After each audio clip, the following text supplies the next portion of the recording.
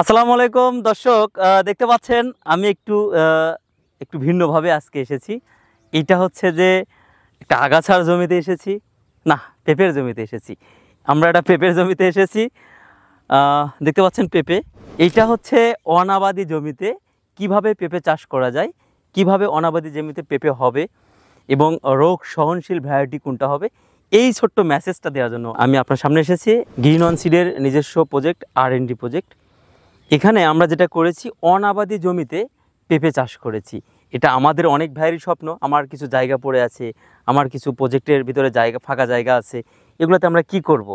আমরা তাদেরকে বলবো, আপনি ওই জমি ফেলে না রেখে আমাদের ইয়াং লেডি পেঁপেটাই রোপণ করতে পারেন, কিংবা আমাদের গ্রিন শাহী পেঁপেটি রোপণ করতে পারেন। এই দুইটা ভ্যারাইটি আমাদের যে কোনো জমিতে চাষ করার উপযোগী এবং যে কোনো মাটিতে এই পেঁপেটা হয়। আপনারা দেখতে পাচ্ছেন এই জমিতে কি পরিমাণ আগাছা, একটু খেয়াল করলেই দেখতে পাচ্ছেন। এখানে কিন্তু আমরা কোনো প্রকার সার ইউজ করিনি, এবং আমরা অনেকেই বলি যে আমি রাসায়নিক সার ইউজ ছাড়া আমি অন্তত একটা ফল করতে চাই, পেঁপে করতে চাই।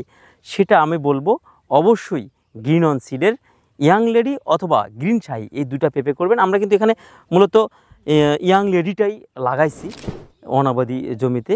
এইটা চাষ করার নিয়ম হচ্ছে, প্রথম আপনি যখন গাছটা লাগাবেন ঠিক ওই সময়ে গাছে আপনি খাবার দিয়ে নেবেন। প্রয়োজনে একটা করে গাছে 2 থেকে 3 কেজি জৈব সার অথবা গোবর সার এটা দিয়ে নেবেন। সাথে টাইকোডার্মা দিলে গাছ উইল্ডিংটা হবে না, যেটা আমাদের ওয়ান্ডারমা। সাথে যদি একটু ওয়ান্ডারমা দিয়ে দেন, গাছের উইল্ডিং হবে না।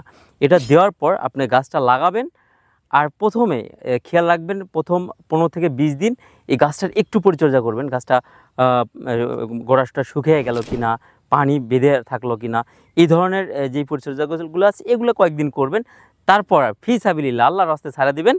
এই রকম অন্তত একটা করে গাছে 15 থেকে 20 কেজি থেকে 30 কেজি পেঁপে পাবেন।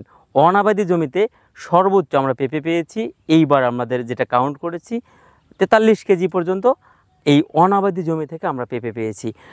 একটু যদি সামনের দিকে আসেন, দেখেন ঘাসের ভিতর দিয়ে কিন্তু আমরা হাঁটতেছি, একদম ঘাস জঙ্গল। এই যে এগুলোতে কিন্তু প্রচুর পেঁপে আসছে। এগুলো কিন্তু যত্ন নাই বললেই চলে, স্প্রে তো নাই। এই জমিটা অনেক নিচু জমি, তারপরে আমরা লাগাইছিলাম ট্রায়ালের জন্য যে নিচু জমিতে কেমন হয়, উঁচু জমিতে কেমন হয়, প্রত্যেকটা বিষয়ই আমরা রিসার্চ করি এবং ট্রায়াল দিই।